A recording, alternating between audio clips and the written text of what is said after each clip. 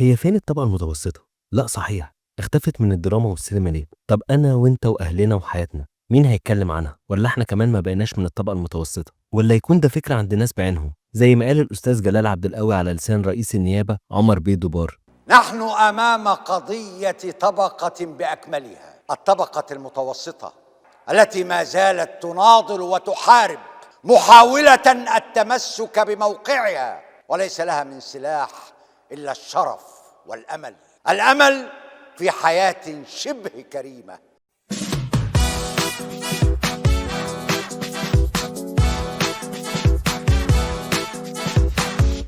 وعشان أكون منصف، كل سنة أو اتنين بيطلع مسلسل بيجيب سيرة الطبقة المتوسطة حتى لو من بعيد وكأنها سبة. ورغم إن المسلسلات دي بتنجح، بنرجع نلاقي صناع العمل اختفوا أو رجعوا بناس مش شبهنا. مش شبهنا، أصل أغلب المصريين يا إما مديونين عشان عايزين يقلدوا طبقة مش طبقتهم، يا إما عايشين اليوم بيومه. لكن الناس دي بتتكلم عن مين بالظبط؟ وعددهم قد إيه؟ ولا تكون الناس هي اللي اتغيرت وبقى أغلب الناس كده والطبقة المتوسطة هي اللي قلت لحد ما هتختفي؟ ولكن ما حدث ويحدث أن هذه الطبقة تآكلت. أصل اتعلمنا إن المسلسلات والأفلام بتكون مراية الناس وبتعبر عن المرحلة اللي عايشين فيها.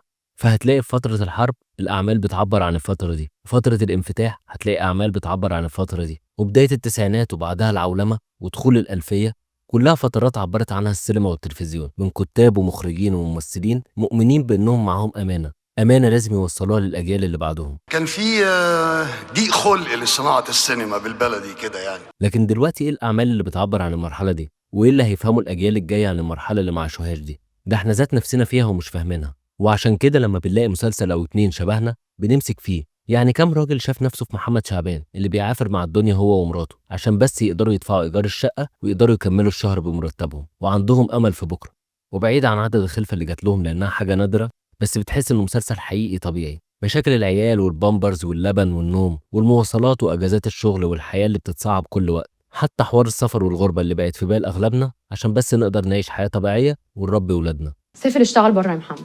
وسيبكوا.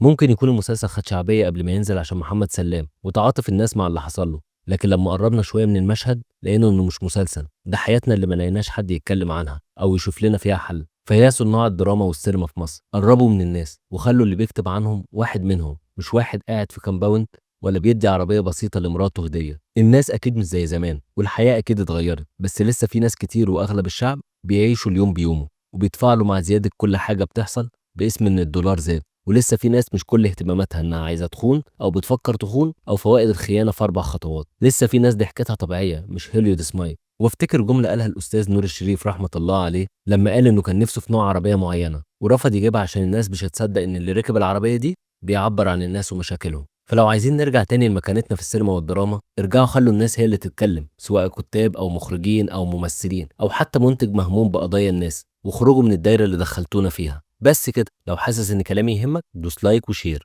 ولو حاسس انك بره الدايره دي برضو دوس لايك وشير عشان يوصل لكل الناس. واكتب لنا في التعليقات ايه اكتر مسلسل حسيت انه قريب منك ومن مشاكل الناس. ولحد ما نتقابل تاني خليك فاكر، مع وتوبيا حكاوي الفن ما بتنتهيش. سلام.